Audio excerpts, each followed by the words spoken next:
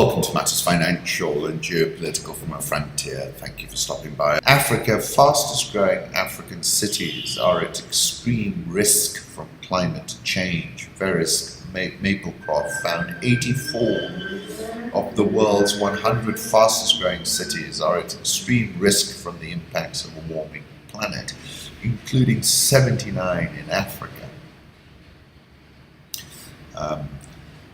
84% of the world's fastest growing cities have in common rapid growth, rising temperatures, and increasingly severe weather events brought on by climate change. November 2014, I said, I cannot help feeling we're like frogs in boiling water.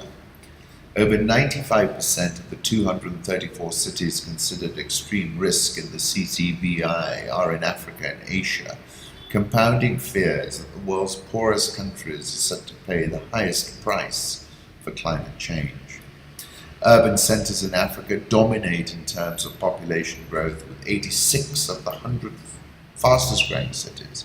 Significantly, 79 of these are rated extreme risk in the CCBI, including 15 African capitals and many of the continent's key commercial hubs.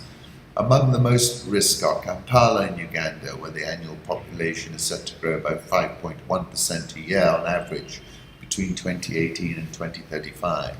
Dar es Salaam in Tanzania, 4.8% over the same dates. Abuja, 4.5%. Lagos, 3.5%.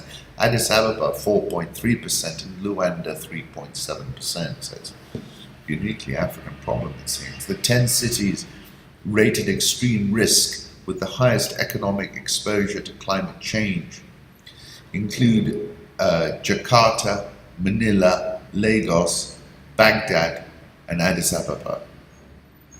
So it's something we've got to keep an eye on. It's a high-risk situation. A meal that was $15 at my hotel yesterday is $27 today. That's Zimbabwe. The making of the BLEFF. Post-Zuma, there is nothing left of the left. This is Daily Maverick. Corruption is the one truly non-racial, non-binary, gender-neutral, intersectionally inclusive endeavor undertaken by our species. Anyone can do it, and pretty much everyone in South Africa does. South African all shares down 12.61% year-to-date. Dollar versus rand. The rand has firmed a little to 14.33.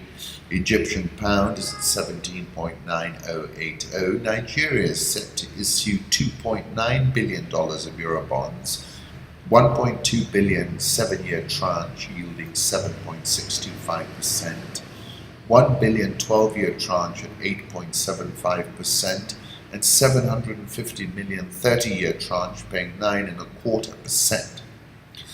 That 30-year tranche is a buy. MTN Nigeria fine may be cut to $800 million, senators say. That's from $8.1 billion. Nigerian all shares down 15.98% this year. Falling oil price appears more of an issue than potential Bongo succession to Gabon Eurobond investors, Mark Boland. Ghana Stock Exchange is up 4.4%, one of the few bright spots. We had nothing to hide, and even had a letter of invitation from the government-recognized press regulator. But then I heard a knock on my door. This is Angela Quintal. Wow, so many of you. I feel like a criminal, I joked. The manager smiled, but it was no joke. It was the evening of 7th November, and we were in Dar es Salaam, about to experience firsthand the repression, Afrophobia, paranoia that have become the hallmark of Tanzania under President John Magufuli, the very antithesis of what the country's founding father, Julius Nyerere, espoused.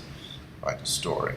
Let's move on to Kenya. On the 21st of September, S&P Global Ratings affirmed its B+, B long, and short-term ratings and local currency sovereign credit ratings on Kenya. The outlook was described as stable. They said they will lower the rating if external debt increases faster.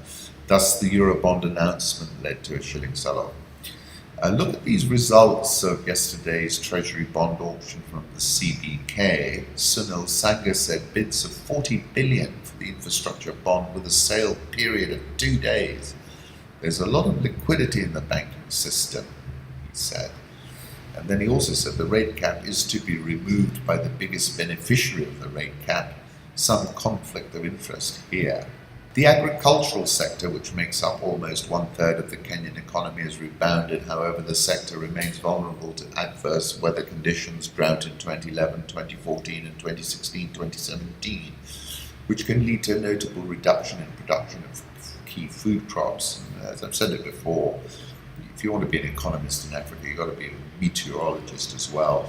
In particular, because in agriculture, when it does well, the economy across the continent does well, in part because of the diffusion effect.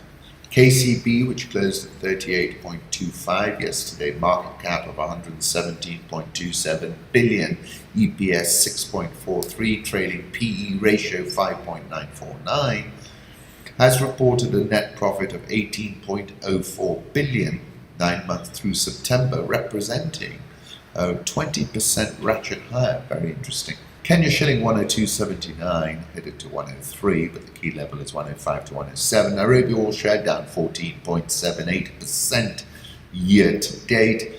NSE 20 down 23.74% year to date. Matatu sector generates about $5 million per day in revenue, and this has shrunk by about 80% since vehicle operators kept off the road on Monday.